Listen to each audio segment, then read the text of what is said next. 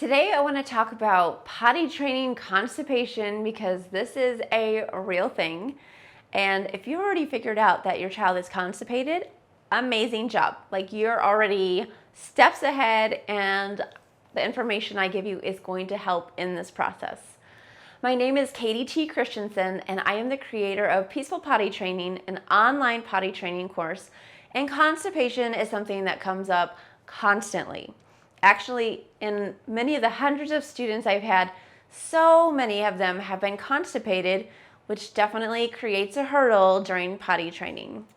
Now, even Dr. Steve Hodges, a top pediatric urologist, says that about 30% of kids are constipated. So you are definitely not alone in this, and I'm here to help. One of the biggest things when it comes to potty training and constipation is that underwear is not your best option. I know.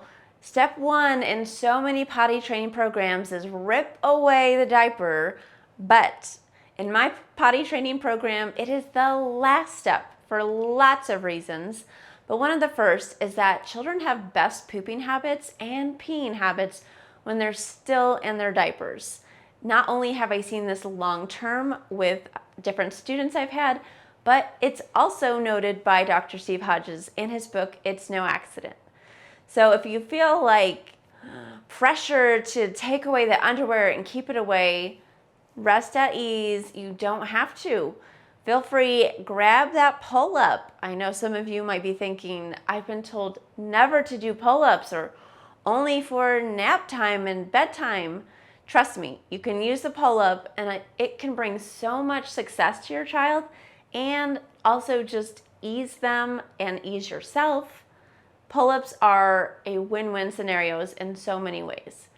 Now, if you do notice that your child is soiling the pull-up with pee, then you need to work on having them empty their bladder every 2 hours on the toilet so that they won't be tempted to do that. And just remind them, like, the pull-up is for poop and the toilet is for pee. Now, if your child is not going pee on a regular basis yet, then I think you need to stick to diapers or pull-ups in general. And that will help through the constipation as well. So one of the biggest things about constipation is that you really have to get to the root cause of it. And this could be things like a dairy allergy. It could be caused by gluten, or it could be caused by oats. Many of these things impact your child's stool and can make them hard, so that they're sitting in the colon for too long and dehydrating and just getting really big. Sometimes it can even lead to loose stool coming around that hard stool and coming out. So sometimes people think that their kid isn't constipated, but the sad truth is that they're developing this giant mass in their colon called megacolon.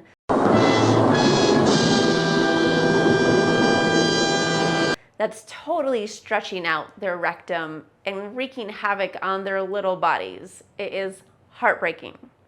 So we want to avoid that, which is one of the big reasons to stick in diapers or pull-ups a little bit longer. And then also you want to find the culprit. Like, if you cut out dairy and replace it with something that has the nutritional value, talk to your pediatrician about that, or a dietitian.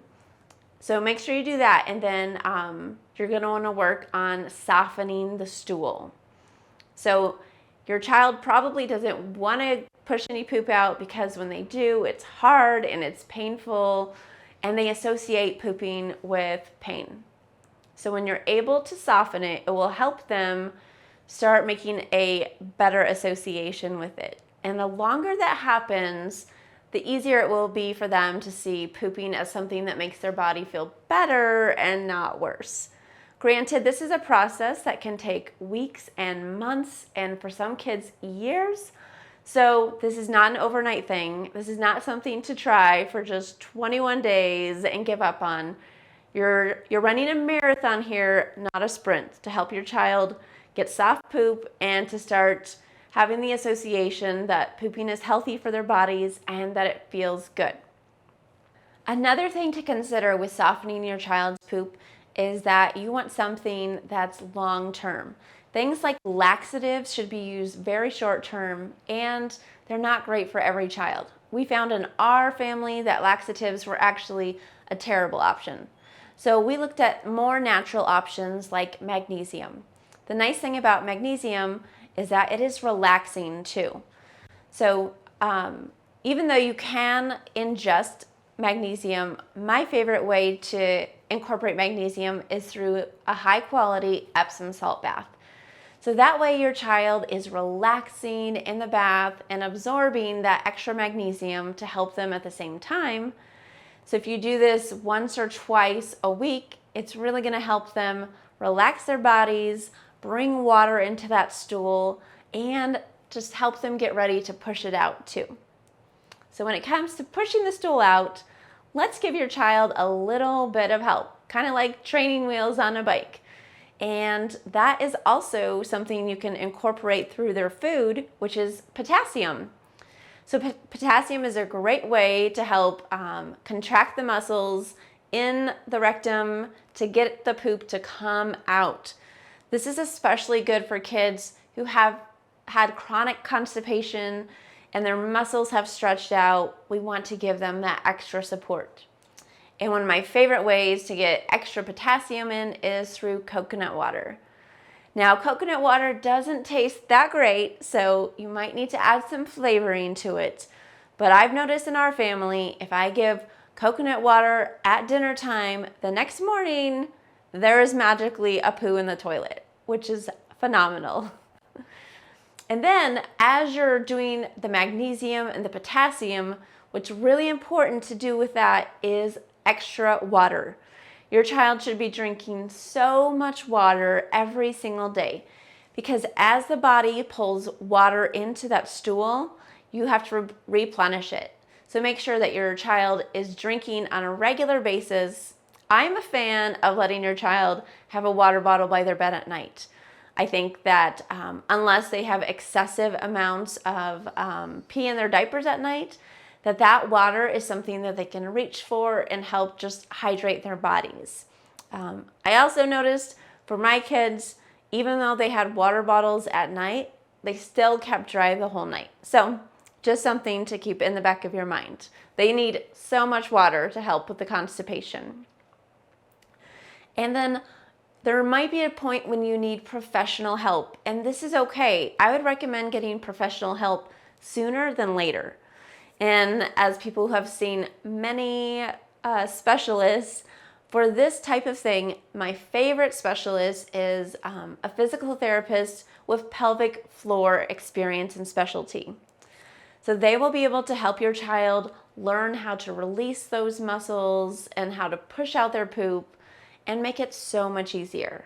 Now, something that you can do at home when your child's on the toilet is pull out some bubbles. Because when your child is blowing bubbles on the toilet, those are the same muscles inside of them that they need to push the poop out.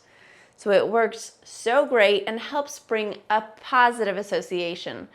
Because if your child's already dealt with constipation, there are so many things that they want to do to resist going poop on the potty, but having bubbles around will make it more enjoyable and will help your child feel more playful too, which is how children learn best, even in potty training. So keep in mind, you want to treat the root cause while getting help, whether that's the physical therapist or occupational therapists are very helpful too. Maybe a dietitian or a nutritionist to help you know exactly what food your child needs. Sometimes it's a matter of fiber as well. Fiber can help push that stool out, kind of like a snow shovel, like helping get it through the colon and all the way out into the diaper or in the toilet. And last but not least, I want you to remember that this is a process. It could take a while. Don't rush to the underwear. Keep your child comfortable and relaxed because that's going to help them as well. Well, if you want even more tips on working through constipation and potty training, I'd love for you to check out my course, peacefulpottytraining.com, to give you even more ideas and use things like a visual schedule and just help you along your way so that you are not alone in this journey. Thank you so much and happy pooping!